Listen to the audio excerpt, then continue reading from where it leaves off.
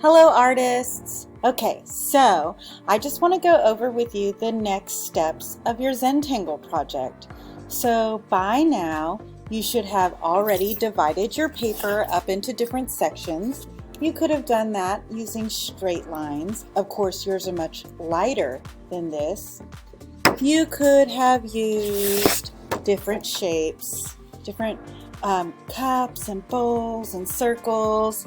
You could have done something kind of freehand with an object like a letter, kind of splatter images. You could have done a lot of different things. Whatever you did, make sure you drew that really light.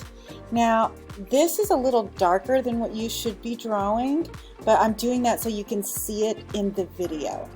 So as you can see, I divided my paper up into different sections, and now I've started going into those sections and drawing all my little Zentangle designs. So as I do that, remember, we're just going to be as light as possible. So I'm going to draw two more real quick and fill in some more sections.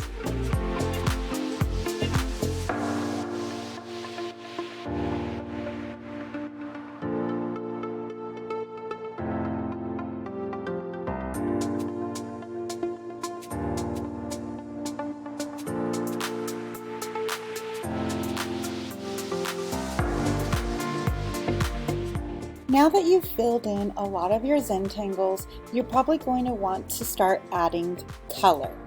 When you add color, there are four main tips to pay attention to. The four main tips are going to be pressure, stroke, layering, and blending. With these four strategies, you can make your colored pencil look awesome. All right. So first, let's talk about pressure. Pressure is how hard you push the pencil into or onto the page, transferring different amounts of pigment to your page. So you really want to start light whenever you're coloring. So just for instance, let's start on this striped pattern, and I'm going to start with a red. Whenever you're trying to start off your coloring light, you're going to hold your pencil away from the tip. This helps you draw a little lighter. A lot of times when our hands are too close to the tip like this, we tend to draw a little darker, like that, right? If you can start out with your pencil really light like this, and then gradually move to a darker color, more solid color, that's going to help your drawing look better.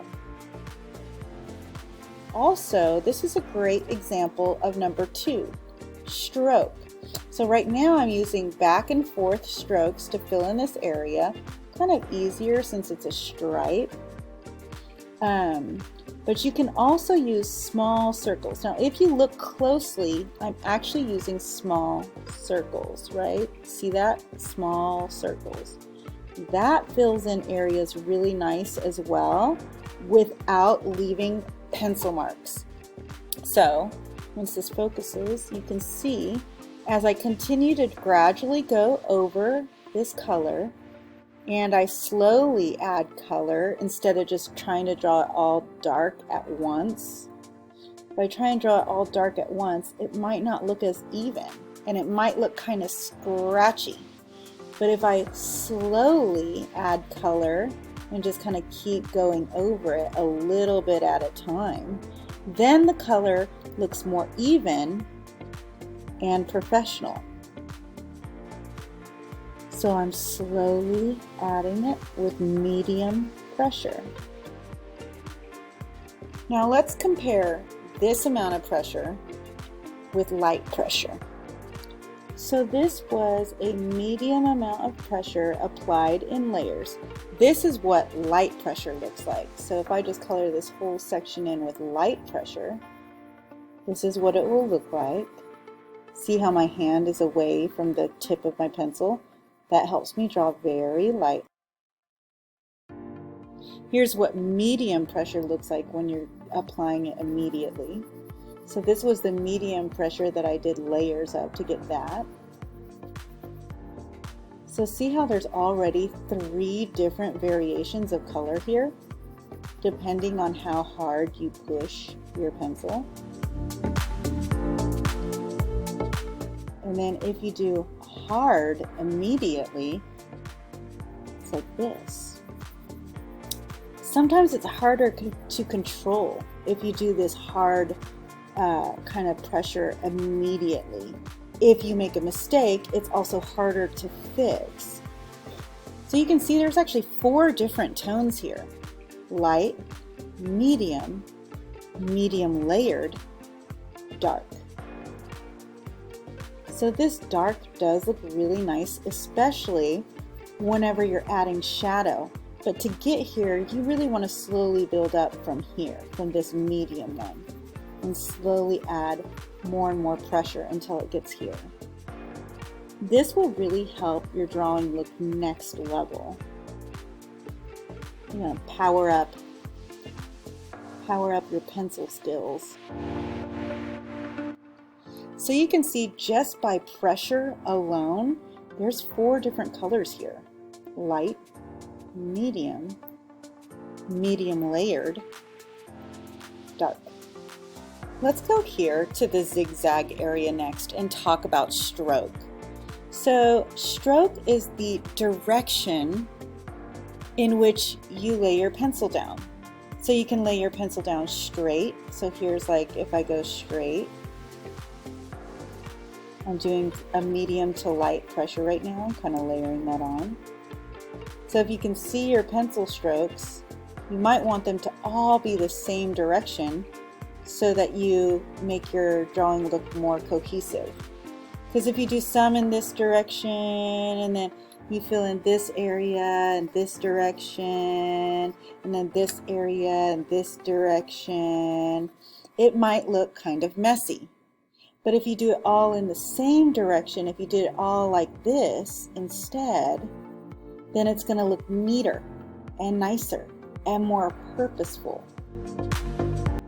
Now there's the stroke in one direction. There's also the circular stroke, my personal favorite. So that is where you color in using little circles, and those are good for areas like this. So I'm going to use small circles. See how I'm doing circles like that? I'm going to use small circles to fill in this whole area. And to me, when you color with small circles, it helps to get rid of those pencil lines. It makes those pencil lines disappear just because you're doing little circles instead. So I'm going to make those pencil lines disappear. And then I can go back and re-layer it to a medium tone. So I'm going to go back and keep adding small circles. You can even add shading. Leave one side darker than another side, right? Actually, I'm going to leave that one like that because it looks like that's highlighted and that's dark. So that would be your circular strokes. You can also do hatch marks. So hatching is going in 2 directions. So say I went in this direction here, right, and filled in the rest of these zigzags going that direction. Then my next layer, I would go in this direction, an opposite direction. And that way, that also gets rid of your brush strokes as you add up your layers, right? So right now I'm going from a light layer to a medium layer, and I went in 2 different directions of strokes. That way you don't see the pencil marks. It makes your colored pencils look extra smooth. So look how nice that looks now. You can't see any of those pencil strokes anymore. Nice and clean. So I'm looking at that area. Alright guys, so the next thing we're going to talk about is layering. So this is layering more than one color to make a new color. So here you can see I've got just my regular yellow. I added an extra yellow, and then I'm going to add orange. So here's my regular orange. So what I'm going to do is I'm going to combine yellow with orange and make a new yellow orange right here in the middle. So layering is essentially layering more than one color to make new colors. So I'm going to go kind of back and forth between my yellow and orange to make this new color.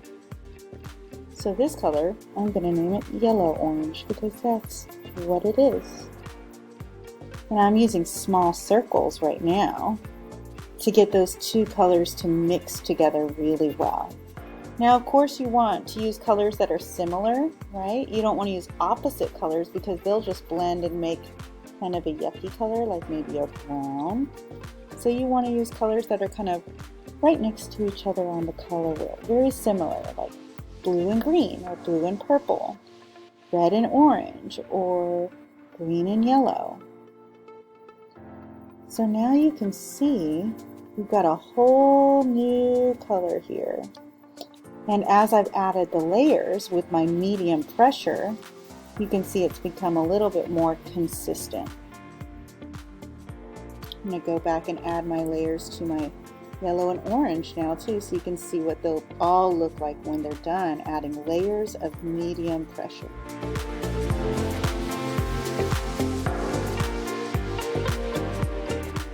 Alright, and I used the circular strokes for most of that, but you can see that I've got yellow, orange, and I've layered them to make them yellow orange.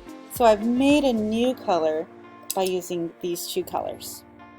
Now the last skill I'm going to go over with you is blending.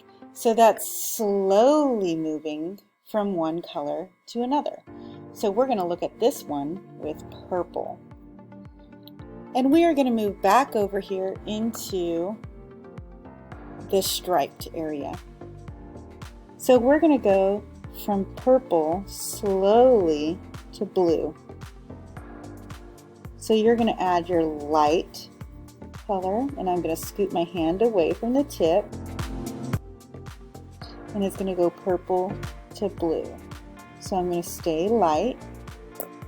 Then I'm going to get the blue that I want it to move to, and I'm going to come from the other direction.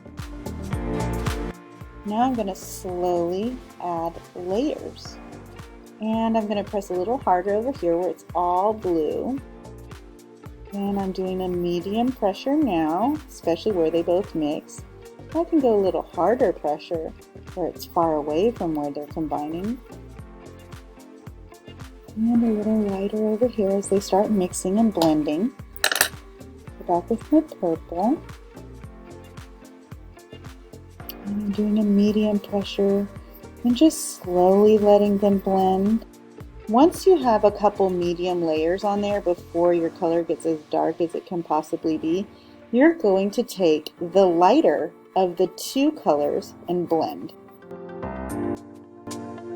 So I'm going to take that blue and blend it with the blue. Adding another medium layer and slowly and patiently blending these two colors together. And you can see that it creates a gradual change in color. And that looks really good when you do that. Go back and forth between your two colors until you're satisfied. And you can see that's how you blend colors. Now make sure they're two similar colors that are close to each other on the color wheel. Again, you're not going to want to blend with like yellow and purple or red and green because those are opposites. Blue and orange are opposites. You don't want to blend stuff like that. You want to blend colors that are right next to each other in the rainbow. So that's it for now, guys. Remember that you can always use your white colored pencil to change your colors as well. White kind of also will blend your colors together. See how that white blends those two colors together? Or if you have a colorless colored pencil blender, that also works. So you can see that white mixed those two together. Getting a little highlight there. I don't know how to get rid of that. It's not showing on my end. You could also use black or gray to add a little darker shadows, right? So maybe in a design like this one right here, I would use some black where the lines get closer together. So you can see if I add black to the darker areas, wow, that makes it look really good. That's really how you're going to take your drawings next level. You could also use colors like gray. So as you can see, you don't have to just blend only 2 colors. You can blend as many colors as you want. And that's really going to help bring your drawing to the next level. So try your best to stay here, medium to dark. Blend new colors. Softly change colors, or layer new colors, I'm sorry. Softly change one color to another. That always looks awesome. And think about your strokes. What direction are you coloring in when you add your pencil to your paper? And then when you guys just take your time and slowly finish your Zentangle, they end up looking really awesome. And I'll keep checking on you guys throughout the process. So I hope this video helps. I'm posting other videos by YouTubers on how to color like a pro. I just wanted to make sure and use these colors because these are Crayola or School Smart, and these are most likely what you're going to have at home. And of course, if you're at home and you have Prismacolors, yours are going to lay down a lot smoother. But this is most likely what you have at home, so I wanted to create a video with these. All right, text me if you have any questions, email me if you have any questions. I'm here for you guys. Bye, artists.